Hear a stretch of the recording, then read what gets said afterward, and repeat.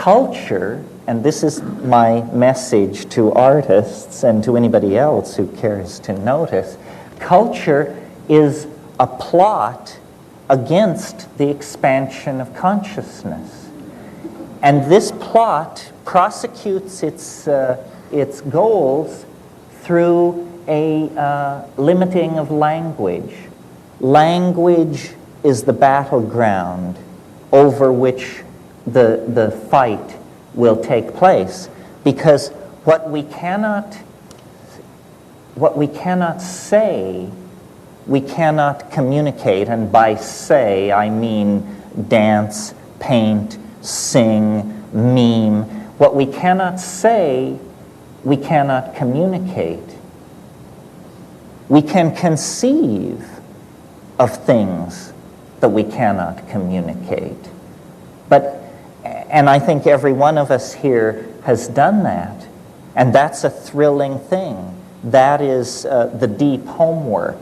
The psychedelic inner astronaut sees things which no human being has ever seen before, and no human being will ever see again. But in fact, this has no meaning unless it is possible to carry it back into the collectivity. And what motivates me to talk to groups like this is the belief that we do not have centuries of gently unfolding time ahead of us in which to gently tease apart the threads of the human endeavor and create a bright new world. That's not our circumstance. This is a fire in a madhouse. And to get a hold on the situation, I think we are going to have to force the issue. Well, one way of forcing the issue, or a chemical definition of forcing the issue when you're talking about a chemical reaction, is catalysis. We want to catalyze consciousness. We want to move it faster toward its goals, whatever those goals are. Well, I believe that to the present moment, language, again in the broadest sense, speech, dance, musical composition, language has just been allowed to grow like topsy. It's been a kind of every man for himself situation. Now, what we really need, as we see ourselves moving from one species among tens of thousands of species on this planet, over the past 10,000 years, we have redefined ourselves. And now, like it or not, we are the custodians of the destiny of this planet. Our decisions affect every life form on the planet. And yet, we are still communicating with each other with the extremely precise medium of small mouth noises mediated by ignorance and hate. This doesn't seem like the way to do business as we approach the third millennium. So what I'm hopeful for, and what I actually see happening, I mean, I think that we're on the right track. The birth of a new kind of humanity is going to take place, but there are still a lot of decisions to be made. How violent shall this birth be? What toll shall it take upon our mother, the earth? What shape shall the baby be in when it finally is delivered? These are the decisions that artists can mediate and control. Most people are afraid of the unconscious. This is why you can have a psychedelic compound like DMT, which is very much like ordinary brain chemistry, appears completely physiologically harmless, only lasts 10 minutes, extremely powerful, and generally in this society you have no takers. This is because there has been a failure of moral courage. And the failure of moral courage is perhaps most evident in our own community, the community of the artists. In a way, it's the poets that have failed us because they have not provided a song or sung a vision that we could all move in concert to. So now we are in the absurd position of being able to do anything, and what we are doing is fouling our own nest and pushing ourselves toward planetary toxification and extinction. This is because the poets, the artists, have not articulated a moral vision. The moral vision must come from the unconscious. It doesn't have to do, I believe, with these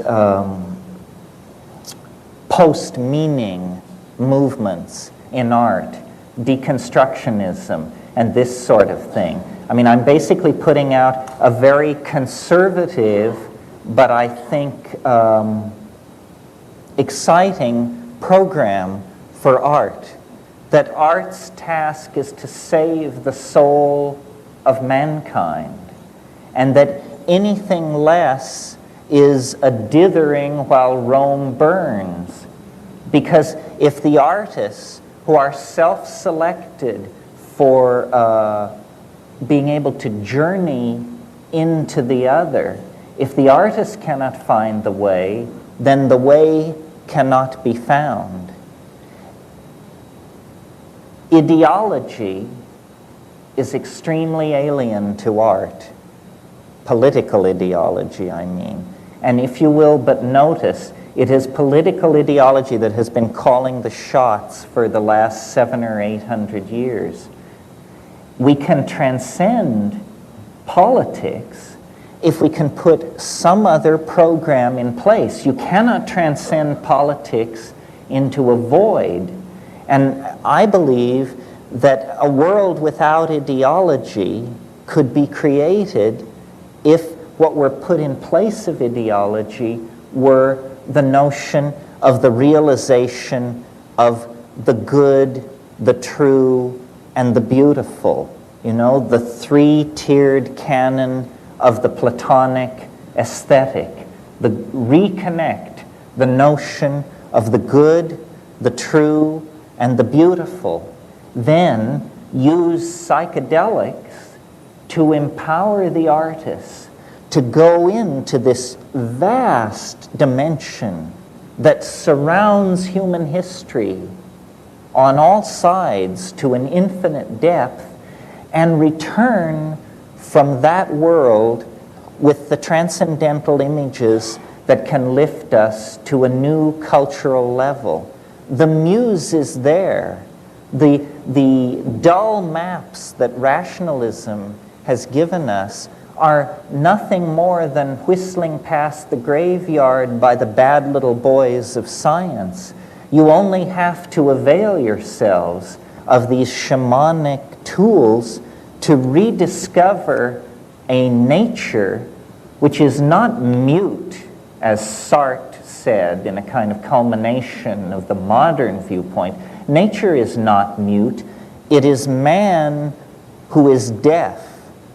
And the way to open our ears, open our eyes, and reconnect with the intent of a living world is through the psychedelics.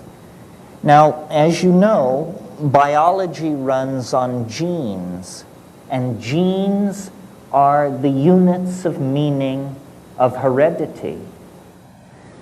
But we could make a model of the informational environment that is represented by culture, and in fact this is done. A word has been invented, meme, M-E-M-E, meme. A meme is not the smallest unit of heredity, A meme is the smallest unit of meaning of an idea. Ideas are made of memes. And I think the art community might function with more efficiency in the production of visionary aesthetic breakthroughs if we would think of ourselves as an environment modeled after the natural environment, where we as artists are attempting to create memes which enter an environment of other memes that are in competition with each other, and out of this competition of memes, ever more appropriate, adapted, and suitable ideas can gather and link themselves together into higher and higher organisms. Now, in order for this to happen, there is an obligation upon each one of us to carry our ideas clearly, because in the same way that a gene must be copied correctly to be replicated, or it will cause some pathological mutation, a meme must be correctly replicated, or it will cause a pathological mutation. For instance, I would say what the Nazis did to Friedrich Nietzsche's philosophy was a miscopied meme became a toxic mutation inside a culture. So I would suggest to the people in this room tonight that you take a good look around at who's here. Artistic people, psychedelic people look pretty much like everybody else out in society. But we have come here tonight self-selected for our interest in the empowering capacity of psychedelic plants and the empowering capacity of art. So we represent an affinity group, a population with a potential for mutagenic impact on the ideological structures of the rest of society. So look around. Someone here has what you need. And if you can only figure out who it is, you can make a novel connection to move them into a new level of creativity. Well, what is this new level of creativity?